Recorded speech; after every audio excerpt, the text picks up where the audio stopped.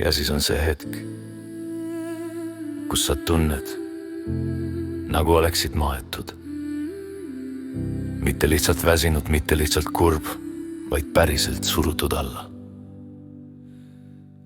Nagu muld su rinnal, nagu raskus, mis ei küsi, kas sa oled valmis. Algul tundub, et elu on ebaõiglane, et maailm on ebaõiglane, et keegi tegi sulle midagi. Ja sa tahad küsida, miks mina? Miks nüüd?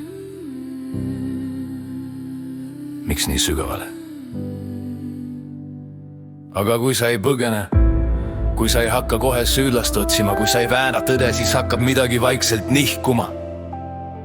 Sa näed, et see, mis surub, ei ole tulnud väljast.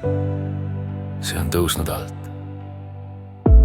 See alandus, see piinlikkus, see häbi, mis nüüd korraga üle ujutab. Küsi endalt, kas see on päriselt uus? Või on see midagi, mida sa oled kandnud aastaid vaikselt korralikult naeratuse taga? Need ei sündinud täna nad lihtsalt leidsid koha, kus välja tulla. Ja see olukord nii ebamugav, nii toores, nii ebaõiglane näiv oli ideaalne pinnas. Mitte karistus, vaid väljapääs.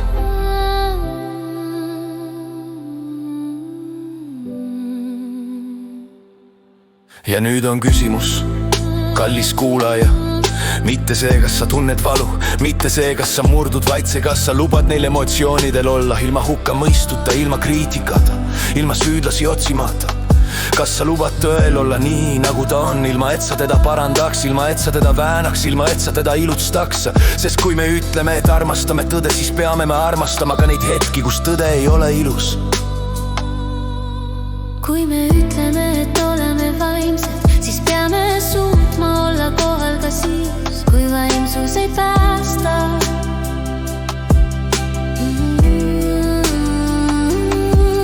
Kui me ütleme, et otsime valgust, siis peame taluma hetki, kus valgus ei tule. Ja just seal, selles imeduses, selles surve all mina kohtusin iseendaga, mitte kangelasena, mitte tervenenuna, vaid inimesena.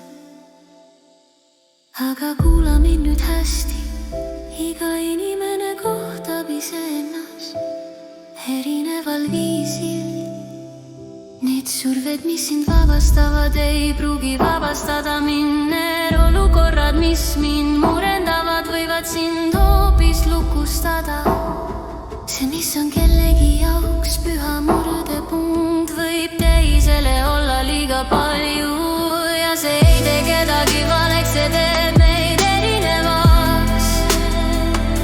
See ongi meie enda šokiteraapia, meie enda tee, meie enda mõõt. Seepärast ole ettevaatlik, ole hell, mitte ainult iseendaga, vaid ka teistega. Me kõik võitleme millegagi, mida sa ei näe. Me kõik kanname midagi, millest me ei räägi. Ja vahel, kui sa ei oska öelda midagi ilusat, siis ära ütle midagi purustavat. Sest üks väike naeratus, üks vaikne austus, üks aus kompliment või isegi vaikus võib olla kellegi jaoks see, mis hoiab teda elus. Ja kui sa ei oska enam midagi teha, siis tee seda, mine magama ja palveta. Mitte ainult enda eest, vaid kõigi eest, ka nende eest, kes sind ei mõista, ka nende eest, kes sind haavasid, ka nende eest, kes on kadunud oma pimedusse. Sest mõnikord ei murra elu meid katki, mõnikord murdume me läbi ja see vahe on püha. Kui sind surutakse maa alla, siis küsi mitte kuugas ma siit välja sa haarab, et nii ka tahab elus sõndub. Sulle idea vill långa visit tänka väljut tykakäämä. Ja kui sa jälgime nihäkkä ilma siristuseta, ilma vahikemata, siis esteekas sa murdus ei murdu, teeme sa murdu lähekuks iseendaga. Ja sellest viis. Ja kui sa ei oska enam midagi teha, siis tee seda, mine magama ja palveta. mitte ainult enda eest, vaid kõigi eest, ka nende eest, kes sind ei mõista, ka nende eest, kes sind haavasid, ka nende eest, kes on kadunud oma pimedusse. Sest mõnikord ei murra elu meid katki, mõnikord murdume me läbi ja see vahe on püha.